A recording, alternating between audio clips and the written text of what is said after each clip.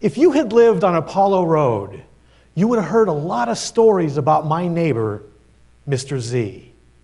He's the first one I ever saw change the world simply by sharing his story. He proved to me that a story spoken heals hearts broken. Now, when Mr. Z smiled, it warmed the world.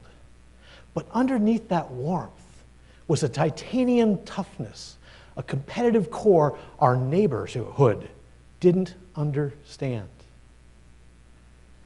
He played Scrabble as if his life depended on it, and often gave advice in his thick Polish accent. Heart may break. Never let life break you. Now you know. Madam Toastmaster, fellow Toastmasters, a sunny summer Saturday, 6'7" Mr. Z, his son, and I playing basketball. As I reached for the ball, Mr. Z grabbed his chest. A heart attack. We stopped. Mr. Z kept playing. You see, he was down by 2. And he wouldn't lose. He picked the ball up, scored 2 quick hoops as the ambulance pulled into the driveway. He collapsed in the paramedics' arms. As they strapped him in, our eyes met. His pained look on his face disappeared. He gave me one of these. I thought it was a peace sign. Later, Mr. Z said, "No, that to remind you, I win by 2. Now you know." We were baffled by his will to win until a gray day in May, Mr. Z was our 6th grade show and tell. He started with magic. He could make coins dance back and forth on his hands. He made cards appear, disappear, reappear, disappear. We cheered. He stopped. Now, time to hear my story. Story should never disappear. He took us to Poland in 1940. He crashed his motorcycle, breaking his leg. German troops took him to Auschwitz. They set his leg, then broke it. Over and over, Mr. Z became a human guinea pig for survival techniques.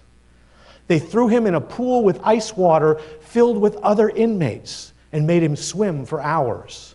He had to push dead bodies aside because the only swimmer that left the pool was the last one alive. The winner's shower had water. Most in Auschwitz didn't. He watched helplessly as over 1 million others died simply by entering the wrong shower line. He screamed, "It took 25 years to rid nose of smell of burning human flesh." Mr. Z was fearless. But sharing his painful story that day to 27 6th graders took another type of bravery.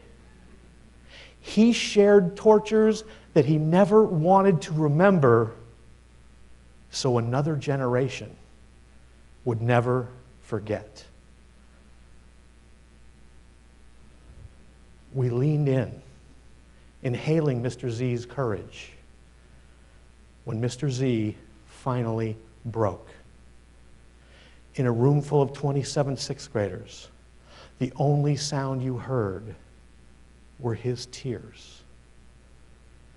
At 3'9", little Wendy Winter stood like a giant, walked over and hugged Mr. Z's leg. One by one, we joined him. And soon, Mr. Z was the center of a 6th grade sandwich. And his tears turned to laughter. His final words that day, "Now you know." And now you know. That day changed our lives to this day. 2 of my classmates became lawyers and offered families of Holocaust victims pro bono work. 4 became history teachers. And Mr. Z told his story to their classes, ensuring future generations would never forget. Even Mr. Z changed that day. He smiled more.